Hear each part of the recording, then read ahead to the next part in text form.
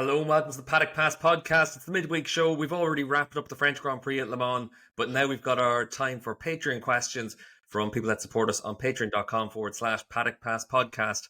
We've been pretty active on Patreon over the course of this year, whether it's with our Paddock Notes show or these listener questions shows, but also on the Discord channel. And David Emmett, you're very busy on the Discord channel. It's almost like it's your new Twitter.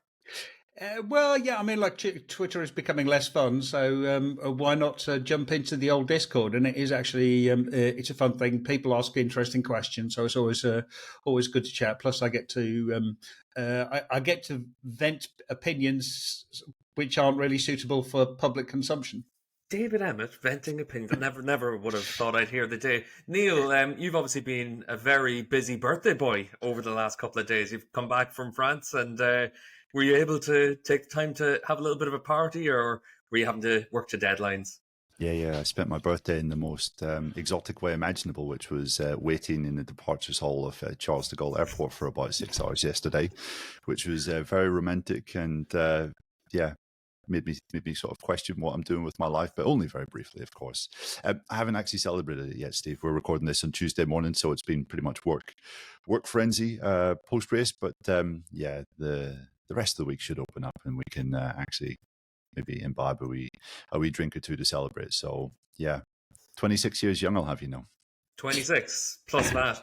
I celebrated your birthday with Mammy Morrison up at the Northwest 200. We had a lovely dinner one of the evenings with your Uncle Sam as well, and it was great fun actually up at the Northwest. So I had a busy weekend, different type of racing, but still similar weather as well. We had 20 degrees up in the Northwest, and it was really beautiful. So great week for me, and a great week for Jorge Martin. But unfortunately for Jorge Martin, he was pipped to the post by Marc Marquez in our Patreon Rider of the Week vote. And unfortunately, I think it's fair to say that Christoph Bruhn's comment probably hits the nail on the head for Jorge. It was, this poll is just reflecting the bizarre reality of Jorge Martin's situation. He does nothing wrong. He does everything he has to do to get the nod. And still, it's Marc Marquez that everyone's talking about. And David, it kind of brings us into the big talking point around the paddock and the big topic around the paddock. What are Ducati going to do for 2025? We had tons of questions in from this week. Questions in from Adam Cole, Graham Barton, Seth McCann, Bill, Jared, James, and a lot of other people. But I thought one of the interesting ways to look at it was from Rosemary. And Rosemary was asking us to explain the complexities that go into making this decision. It's not just about the rider. It has to be about the economic impact that having a rider has for bringing in sponsors, or the atmosphere within a team, the performance on the racetrack, the PR, everything goes into making a decision like this. And I thought it was a really smart question from Rosemary to ask us, how do we factor all of those things in for Ducati's decision? Yeah, I mean, first of all, you have to be successful. I mean, that is the sort of absolute baseline. You need to be able, especially for a factory team of Ducati stature where they have the bike to be winning a championship, you have to be able to at least compete for a championship, which is why basically all three of the riders who were up for the second for the second bike, which is Bastianini, Marquez, and Martin, they all deserve it just based on that, because they can all do it. You want to be. PR is another big factor, because I think the underappreciated part of a factory rider's role is to spend a lot of time with sponsors, and us idiots, especially with sponsors, especially you have to do all these meet and greets. You also have to do a lot of filming and various other bits and pieces. That's a really, really important thing. There's also your feedback. There's also you make yourself more valuable to a factory if your feedback is really, really strong. If you're able to understand and develop a bike, I think there's absolutely no doubt that Marc Marquez is good at that. Unfortunately, he's so good at it that he can pick out the things that will help him, and he doesn't really care whether it'll help anyone else. Bastianini, I have literally no idea. It's really difficult. He doesn't really speak English well enough to be able to say whether he can do that or not. And you get the sense that Jorge Martin really understands how to get the best out of the bike. But I mean, so far what Martin has done is found a base setup that works and then just ride the wheels off of that base setup and not confuse himself by trying lots and lots of parts. So all of these things go into making a decision, and much more. I think the last thing to consider is what the other rider thinks. I mean, it's nice if there's team harmony, but you don't want too much team harmony. What you want is you also want rivalry within the team, because you want both riders driving each other on, trying to outdo each other to try to sort of outachieve. I mean, we had some nice. I mean, it was lovely, the Pecco Bagnaia and Jack Miller. And Jack Miller was fast. Obviously, he was winning races. He was capable of developing. But really, a faster rider will make Pecco Bagnaia faster as well. In the same way, in the way that Jorge Martin has made him faster. Well, Neil, it's interesting because Dave's mentioned there that performance has to be the key thing and harmony within the team is less important. Pecco Bagnaia is an interesting case because Pecco is almost like, well, your favorite MotoGP rider of all time. He's like Dovi on steroids. He's just that little step above maybe what Dovi was able to do. Obviously, double world champion. But is he the guy that you think flat out is always going to be the fastest rider week in, week out? Jorge Martin's shown that probably isn't the case. But for Pecco, he's able to get the job done and win world championships. Do Ducati want to upset that apple cart and change the dynamic? I think Mark especially would change that dynamic a lot more than Martin. Yeah, I think Mark has always made life very difficult for any teammate that he's had in his MotoGP career, with the exception of his brother, of course. And we saw from any time his teammate was strong enough to fight with him in the Repsol Honda days, he would not be shy of trying to get under that person's skin to kind of try and upset them. I mean, we've already seen Pecco and Mark clash twice this year, once at a great cost to Ducati. And you have to imagine that they'll clash another couple of times as this year goes on. But Pecco's come and said, pretty clearly on the record that he's up for whoever to be in his box. He knows the situation is going to be incredibly difficult one way or another. And I think if you're in his situation, it's part of the challenge. It's part of the deal, part of the package. Ducati are in such a strong position now that they can have two guys fighting for the championship in the same team, and they probably will have that this year with Bastianini. I still think Bastianini is a title contender this year. So yeah, I mean, I think, if Pecco was to spell it out and give us his true feelings, he would prefer Bastianini to stay because he's the least combative. He's probably the most likable. They actually seem to get on quite well. The same can't really be said for the other two. I would say there's definitely like a healthy respect, but probably there's a bit of a simmering disliking for the other two riders. So yeah, but he did say in Le Mans quite combatively in the Thursday press conference that he doesn't care who it is. Yeah, he has to say that. And I think it was interesting that it was almost a case of, no, I'm not lying when I say that I would love to have Mark as my teammate. But Dave, for Ducati, one of the other elements Rosemary was asking about was the economic impact that these decisions can make. Marc Marquez, in all likelihood, sells more motorcycles than Jorge Martin, than pretty much anyone. Do you think, is this something that Ducati then have to factor in as well? Yeah, it is absolutely a factor. I don't think it's the biggest factor. It's really difficult for us to tell. The only way that we can tell is to look at basically, like the number of caps on sale around the track and the size of the crowds in the back of people's garages. And on the basis of that, you'd have to say the ranking would be Mark and then Bastianini and Martin more or less the same. But Mark by a long, long way.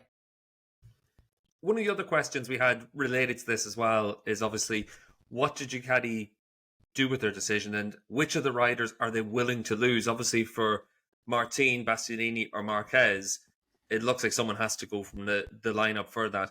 So for Ducati, who can they run the risk of winning on another manufacturer is the question from DJ Purchase. Neil, who do you think that Ducati can lose? Yeah, it's a good question. I mean, I think on the basis of who they can lose, probably Enea is the one that would fill them with least fear, I think, of moving maybe to Aprilia. Enea is a quality rider, but him and Aprilia, I'm not sure if that is a kind of massively fearsome combo that you're confident will rob you of world championships in years to come.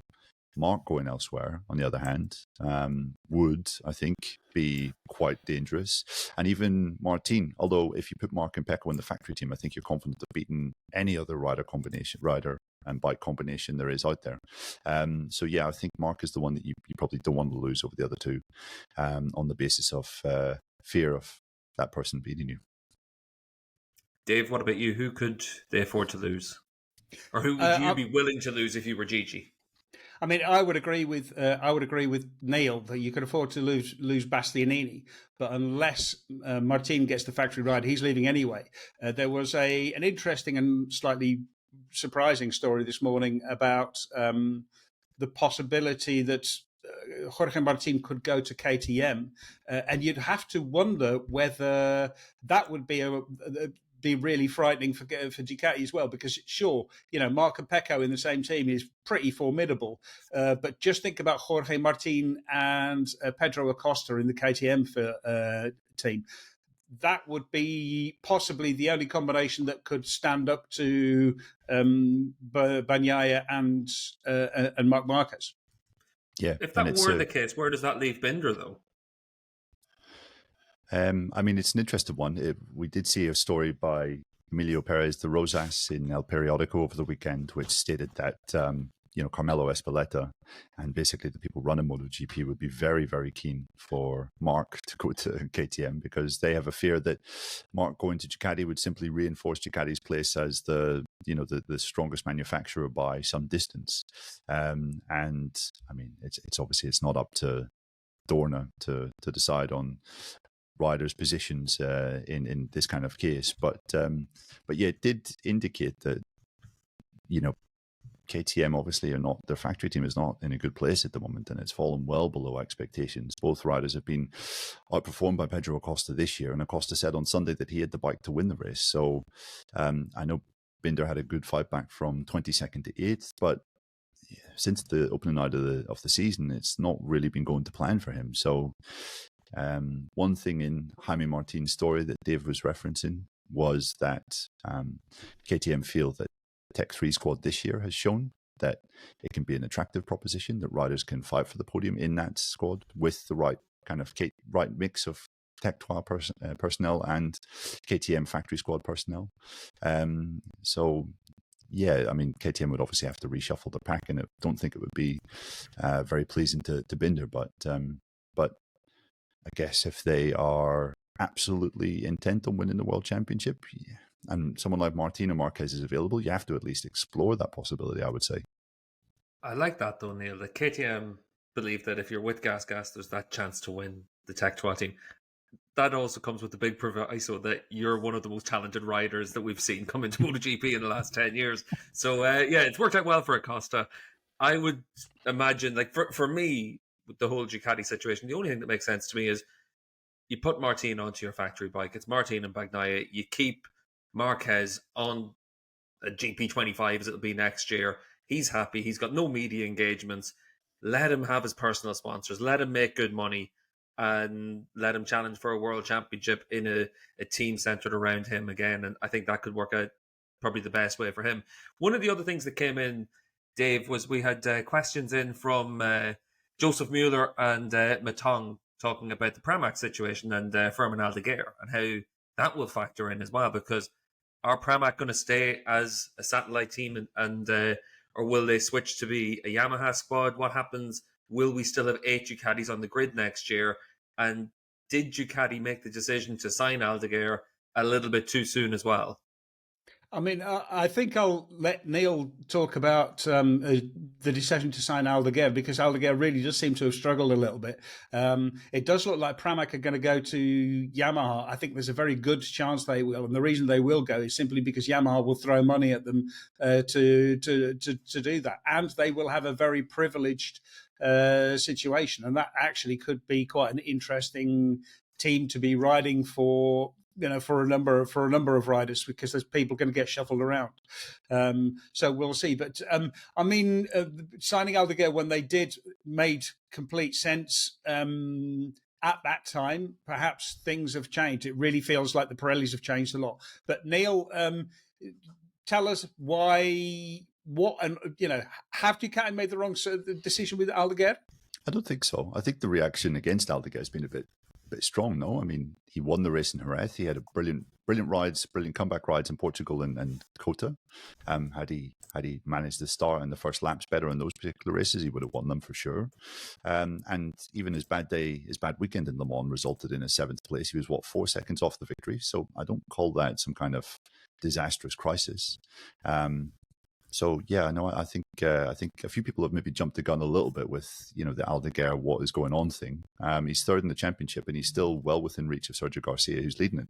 It was always going to be a weird start to the year in Moto2. Like whenever a tire supplier changes in any class, things get thrown up in the air and results can be a bit random, and you're never going to see the kind of crazy consistency from the victors that we saw in the previous era.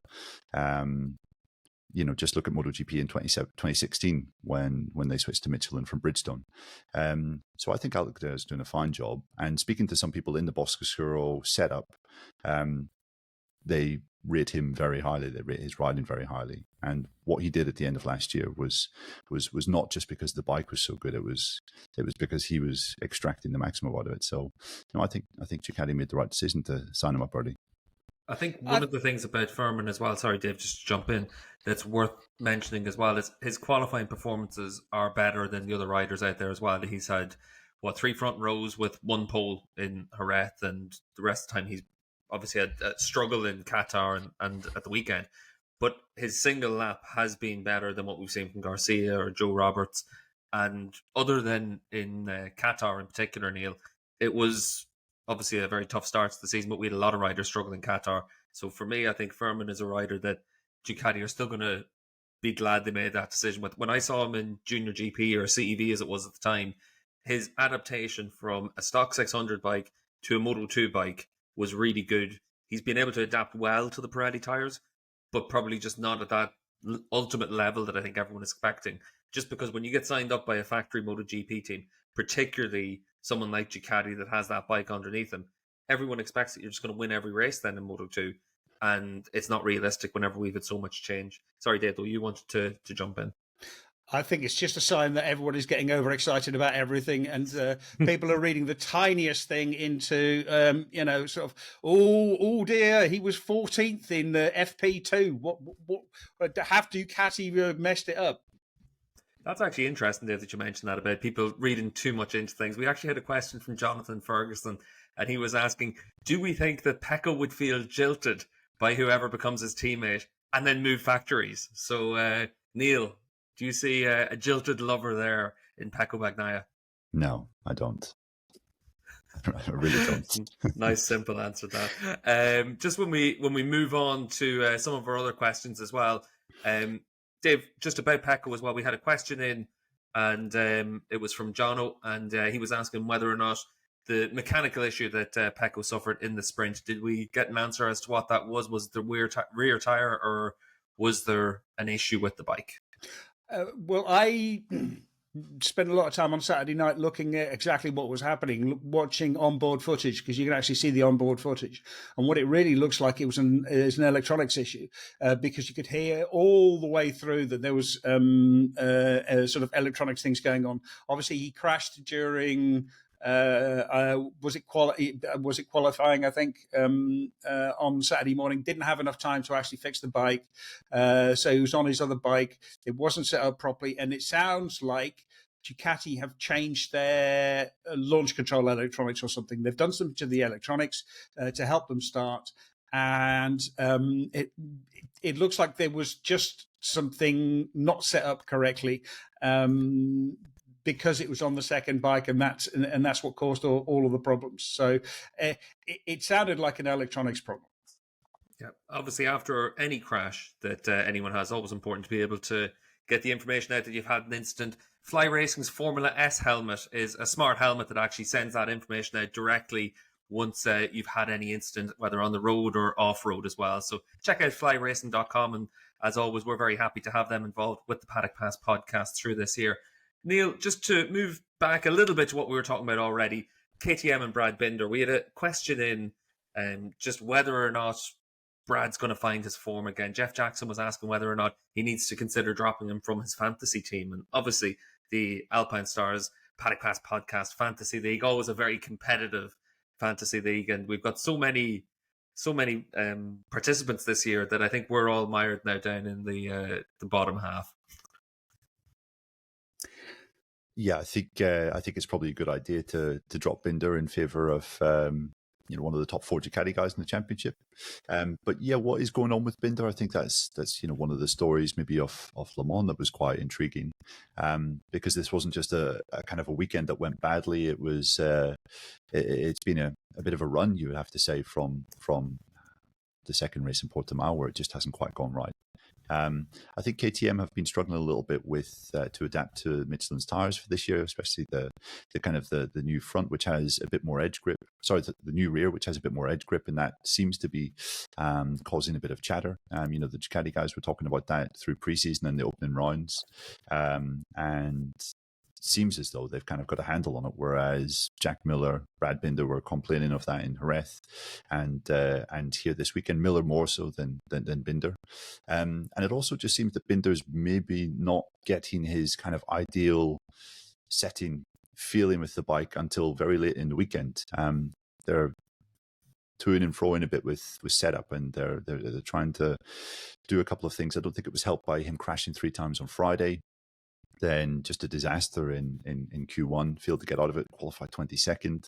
And he said they made some good changes on the Saturday night. So on the Sunday, he was competitive. I mean, coming through from 22nd to 8th was a really good ride, but it was too late in the day. And you're not going to be fighting for championships if you're qualifying down there and having to do these kind of crazy recovery rides each weekend. I think we also have to factor in the fact that he broke his foot just before Austin when he was, I think it was motocross riding. And that's obviously a big thing, which Brad definitely played down in Austin. Surely that was still affecting him somewhat in Jerez. So a couple of circumstances have contributed to it. But you would also say there's been a couple of circumstances where Brad has crashed in really important moments during the weekend and just hasn't quite shown that. When riders are fighting for championships, they show this kind of swagger that through the weekend, it's not costing them too much to be there. And at the moment, Brad doesn't have that. It doesn't look like kind of being near that sort of level. So, it's I would say it's a bit of a disappointing circumstance. Brad obviously is a quality rider, and I'm sure we'll be able to get out of this. A couple of good tracks coming up for him and KTM in the next couple of weeks. But yeah, it's I'd say fallen far below expectations. And there's one rider who isn't struggling with the problems of the KTM, though, isn't there? And that's another Costa, though. It's the expectations, and that's expectation defines then the reality of what you're seeing. Everyone expects Brad Binder to win races, challenge for a championship. So when we've got someone else that's performing like that, like Acosta is with his battling at the front, it reflects badly on the other riders. And I think that's one of the big things, that at the end of the day, perception becomes that reality. Brad looks like he's struggling, so therefore we're a quarter of the way through the season. Where are we going to find a solution to it? And Neil, like you said, injuries play a role. There's lots of different factors that play a role. But Dave, one of the questions we did have in was from Sor Decker, and it's similar to that. And it's about who you can pick as who is actually the right barometer to judge the KTM performance by. We've got 4 riders on KTMs or gases in the championship this year: Miller, Binder, Augusto Fernandez, and Pedro Acosta. Who are you picking as being the rider that actually shows us what the potential is of that bike? You have to say Brad Binder, because he has the most experience on the bike. He has the most time on the bike, and that should be the most representative. Between him and Jack Miller, that is showing you what the level of the bike is. Pedro Acosta is clearly, way in another league altogether, and what Pedro Acosta is doing is about Pedro Acosta and not about the KTM. KTM is a good bike, and it gives him the basis from which to operate it. But that's his talent. And Augusto Fernandez, I think, is really, really struggling. Also, he's just been completely overshadowed by his teammate. Yeah, I think that's fair enough at this stage. And just for us on the Paddock Pass podcast, of course, obviously supported by KTM this year. Dave, what's the one KTM bike that you really want to ride out there? To be honest, it's the 890 Adventure, I think. I really want to go on one of their twins. They're the parallel twins. I mean, obviously, like the 1390 Super Adventure is just amazing. Also, I think it's the 1290 Super Adventure and the 1390 Super Duke. They are amazing bikes, amazing engines. But I really want to go on the parallel twins because I would quite like a go on something a little bit lighter and a little bit more sort of flickable.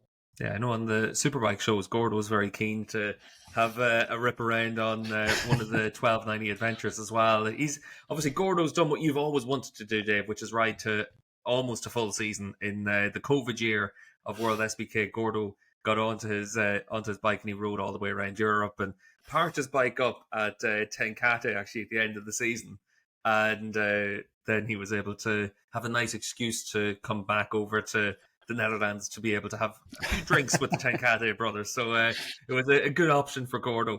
We'll move on to the rules and regs for next year, because that's obviously one of the big talking points. We had, again, tons of questions in about this.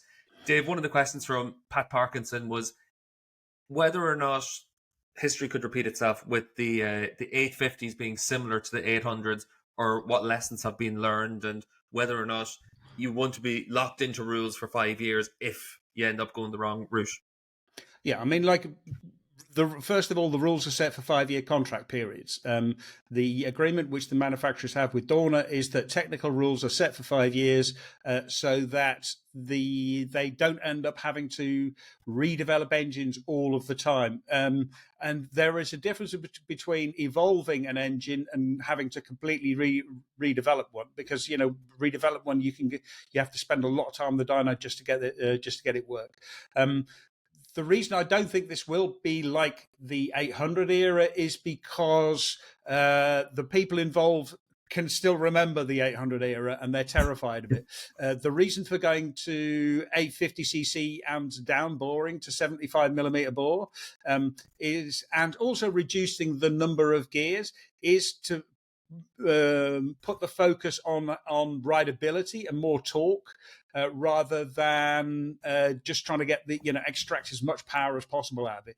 The bikes won't be able to make the kind of revs that the 800s did, so it's going to be a very different package. I mean, people get it right, people get it wrong. We do stand a danger, and the racing is definitely going to change. I mean, for a start, Michelin have developed these tyres for 300 horsepower bikes, and they're going to be stuck with bikes which are 250, 260, maybe something like that.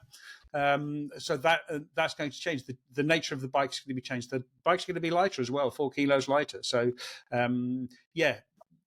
things are going to change. I don't think we're going to get stuck in that 800 era, because this has been at the forefront of everyone's mind who have put these rules together. Neil, Obviously, you're the youngest of all of us on the Paddock Cast podcast, so it feels right to come to you with a historical question as usual. Ganesh Bell was asking about the changes for the rules, and Ganesh hasn't missed a season of MotoGP or Superbike since the late 80s, and isn't sure that he likes the change to the 850s. He wants to see riders with more power and less traction, so basically just a return to the 80s and 90s. But when you talk to riders around the paddock, when you talk to engineers, was there a sentiment that this was a change that they wanted to see, or how was the paddock feeling? It was a bit of a mixed bag. I think generally you would say that the riders were in favour of the reduction in capacity.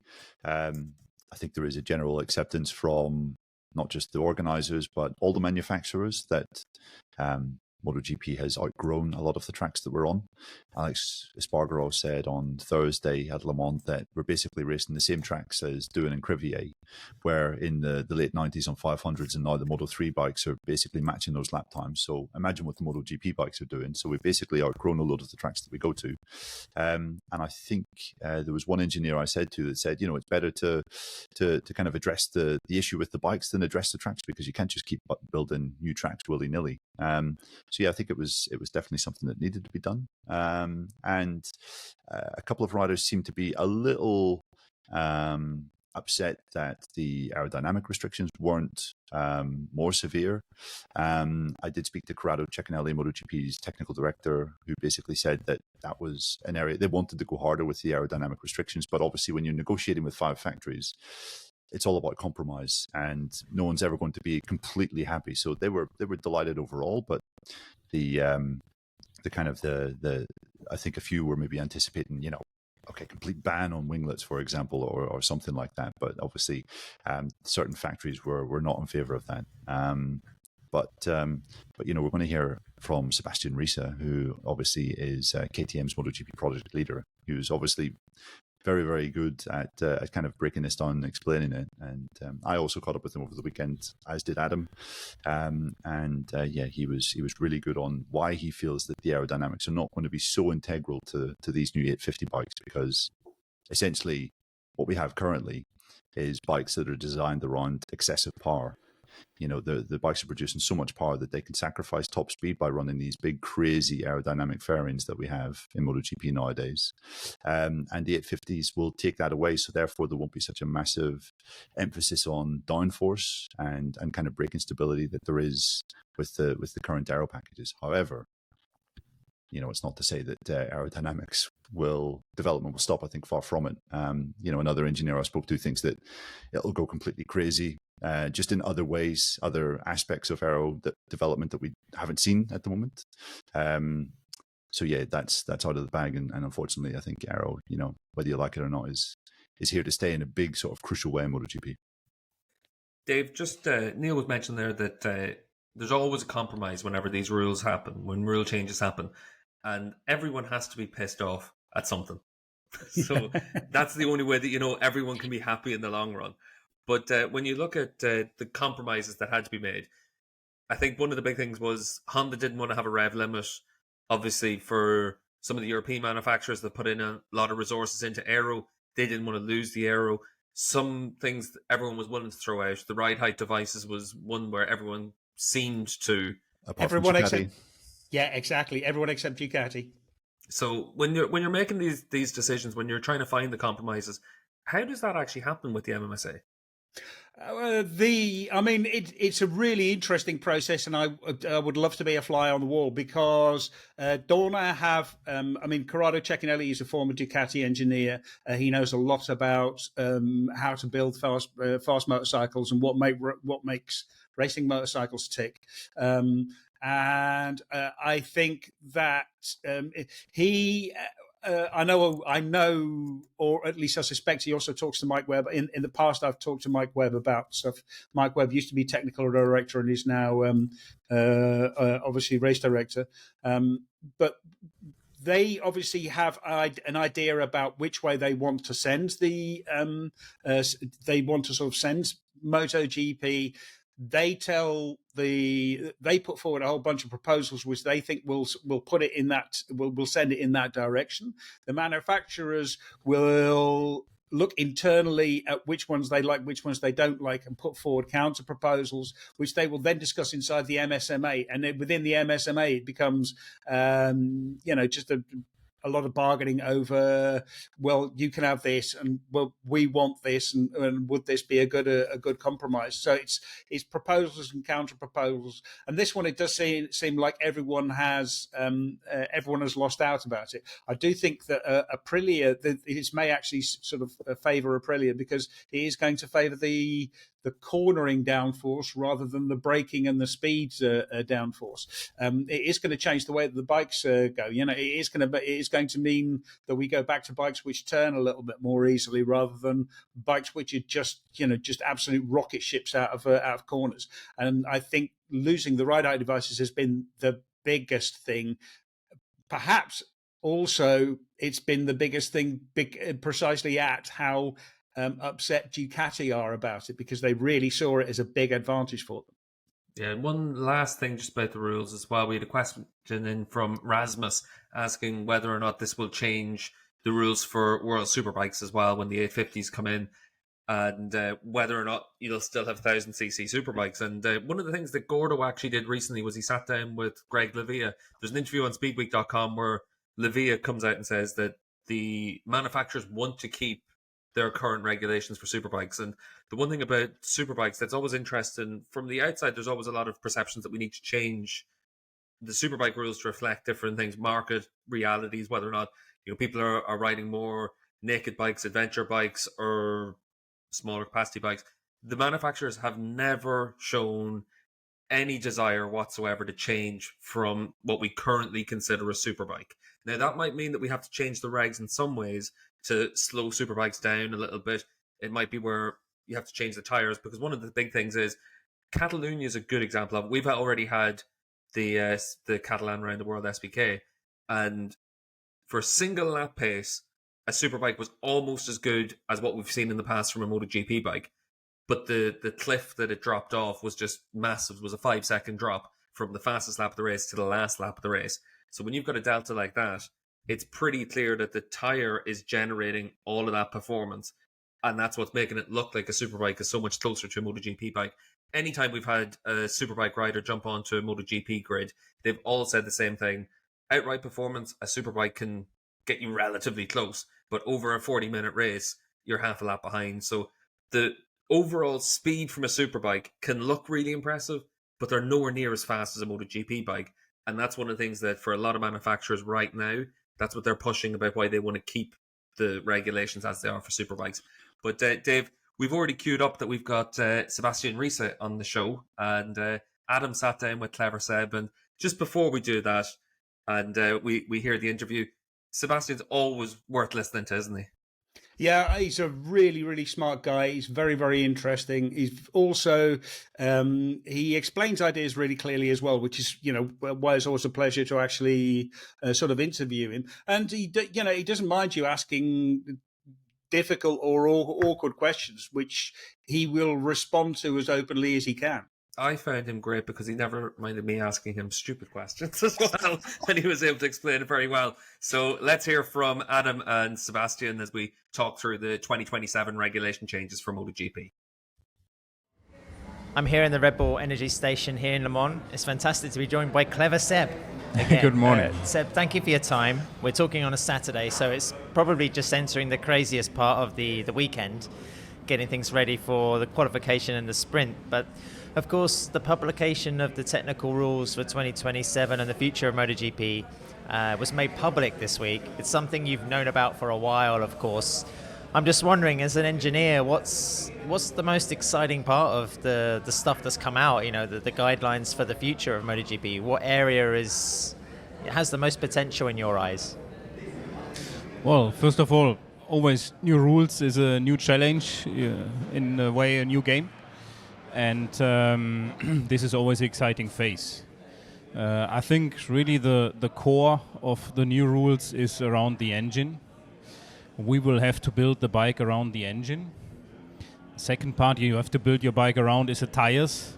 This one will also probably change because the engine, the power of the bike is changing, the weight of the bike is changing. And around this you build a package including the aerodynamics, where also the rules change. But first you need to understand what you want to achieve with this new bike before you really have to look at the constraints on the aero in detail. So this is basically the order how you would approach things in these new rules. Dorna and the FIM were talking yesterday, saying that they expect in the first year a decrease of a lap time, maybe 1 to 2 seconds. Obviously it's hard to say at this stage, but in a fan's perspective, Seb, will it have the effect of reducing speed? Is that sort of the number one consequence you see of the new rules? Yeah, this was for sure one main target. It's not that we generally want to go slower. It's not that we like it. But it's clear that we are running out of space on the racetracks. The bikes go faster, so if you crash, they slide longer. and there are no tracks left that would be really safe for this kind of bikes. So it had to happen, and we all tried to make it happen in the most spectacular and in a way that is good for the sport. Just internally at KTM, the size of this transformation for the MotoGP class, it's a completely new motorcycle, right? Is it going to be an immense project for you guys? Is it quite worrying, perhaps, the scale of work? No, it's not worrying. I mean, we are relatively new in this class, so we know how to start from scratch. We know how to adapt things. And I think we can take this to our advantage comparing to guys that have already 20 years in this class. To be honest, I think the first approach, besides the engine, would be quite conservative. It doesn't make sense to turn everything upside down unless you have understood what the engine and what the tires are capable of. And then the rest will be tuned by this step by step. So means there will be a very intense development season before these rules come in place to bring the bike on the level. When do you think, speaking speculatively, you might have a rolling chassis or a first prototype version of a 27 bike? I mean, is this something that will be 2 years' time or 1 year's time? Because the test team will have to be pretty advanced, right? Yeah, it's true. I mean, we will set our time schedule depending on the tires. As soon as the tires are available, we will definitely have a bike available and then develop these together. What's your feeling about the aero? Because it, you know, again, from a fan's perspective, it seems, and we're talking millimeters here, there's not a great deal of difference. But, you know, as an engineer, is it a massive difference? I think the main constraint of the aerodynamics comes actually from the new engine rule. So automatically, when you have 30, 40 horsepower less, you have less power to spend on all this aerodynamic behavior that we are working on, be that to improve the acceleration with downforce, be that to use ground effect for turning, for creating grip. So anyway, the game is changing. Then I think it is true in terms of numbers, it doesn't look a great amount. But to be honest, between the base body of the bike and this constraint, there is not a lot of space. So if you see something is reducing by 50 millimeters in the overall dimension, the space that you have available for aerodynamics has anyway maybe only been 100. Right. So suddenly it's half. Okay. It's I mean, aerodynamics is one way in which MotoGP visually has changed quite a lot. Another way is the ride height devices, and they're gone. How do you feel about that? Was that something that you're quite pleased about, or was it an area of development that could really have been quite interesting if it had been pushed further? I mean, originally it has always been our position to rather keep the sport and the bike pure and not add too many devices on top of it. Anyway, we play the game by the rules, and the rules allowed it. So we had to do something, and we did something that works very well. We put a lot of effort in. Still, for the sake of the sport and keeping the sport safe, it makes sense to remove it and give some room also to reduce the bike weight, which stresses the brakes a lot less in the end. So we can make it safer and simpler also from that point of view. Again, as an engineer, is this change exciting for you? Because it kind of redraws the map, right? It gives you a new set of parameters to try and find the ultimate performance package. I guess that's kind of motivating. Yeah, absolutely, it is. I mean, as I said, it is kind of a new game, and everybody starts not from scratch, but starts from a more equal starting point than before. So it's a big challenge to see who does that job best. Do you think there will still be some ways to find little holes in the rule book to, I mean, like we see now with ride height devices, this has come from one group's ingenuity in trying to make the difference. Is that also not only making the motorcycle for 2027 and beyond, but then trying to find ways in which it could be different and better? Yeah, I mean, up to now, we have this press release how the rules will look like, but we don't have new rules yet.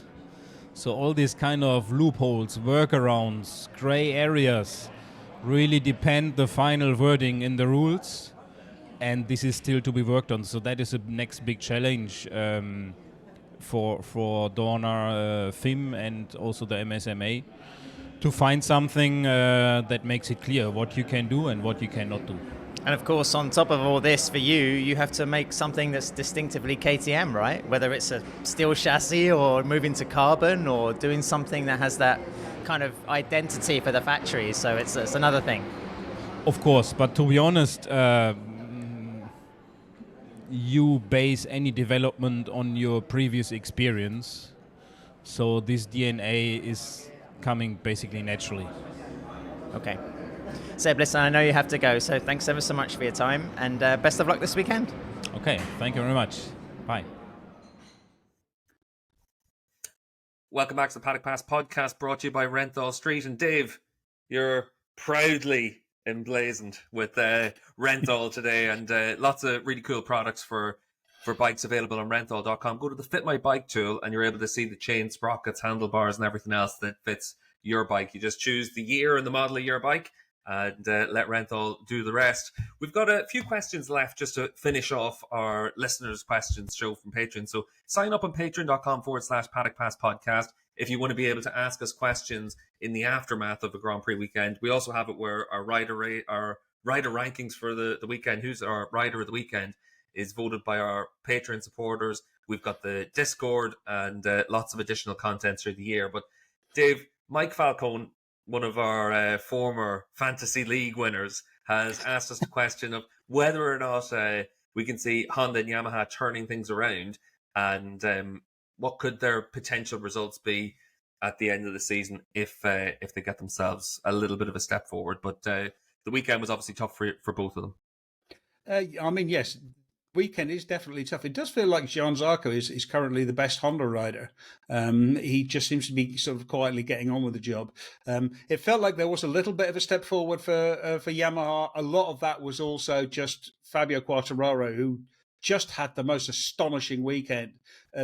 His race on Sunday was exceptional, really, really exceptional. They've got a test at Mugello this week. I think, I can't remember if it's tomorrow or the day after, both Yamaha and Honda.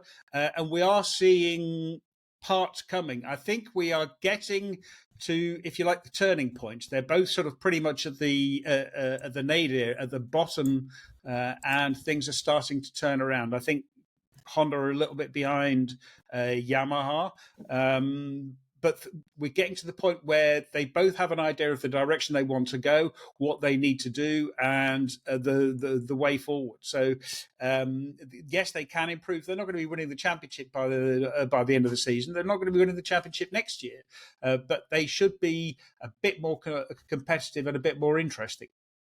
Neil, it was interesting that in the Sunday night show, I think you had Fabio as your winner from the weekend.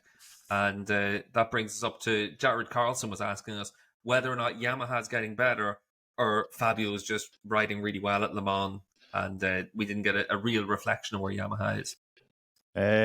Yeah, I think it's tough to say. I mean, I think, yeah, they maybe made a step forward with their setting.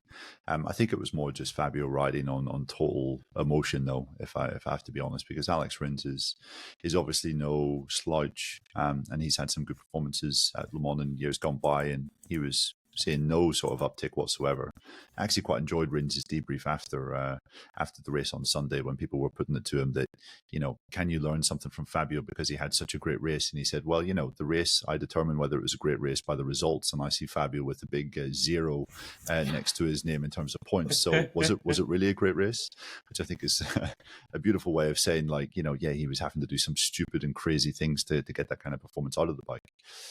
So yeah, I think it was, I definitely think that was down to Fabio doing minor miracles rather than, Yamaha getting closer. Stupid and crazy things. Well, that brings us to the Repsol Honda riders then, Dave, because one of the questions we had in was from Adam Cole, and he was asking whether or not Luca Marini has ruined his career by going to the Repsol Honda team. Is it a harsh assessment, or is it brutally accurate? Is what Adam's saying, and I think it's fair to say as well that for Luca, what we've seen is a rider that's had to adapt from the best bike on the grid to then going on to the Honda, and it's been tough. I know that you're a big fan of Luca, Dave. I am a big fan of Luca, and I'm sure he's wiping away his tears with crisp €50 notes. But has he ruined his career? No, it's completely wrong. He really does seem to be struggling a lot more, but he also seems to be taking a completely different approach. I think also the bike really doesn't suit his physical frame, and that's one of the things that he's really having to sort of struggle. The bike is smaller than some of the other bikes. They have made it a little bit longer, but it's smaller than the Ducati, and he doesn't really fit on it very well. But it feels much more like Luca Marini is riding around being a test rider rather than actually. He hasn't come into this thinking, okay, I can be champion. Joan Mir, you see occasionally sort of sparks of hope appear in his eyes before fading away and dying as he ends up in the gravel again. But Luca Marini doesn't have any of that. It is just, okay, I'm here to do a job. I've got a 2-year contract. This year is get the bike at the point where I can be competitive. Next year, be competitive and see what I can get out of it. I mean, I don't always think find you it quite saw interesting.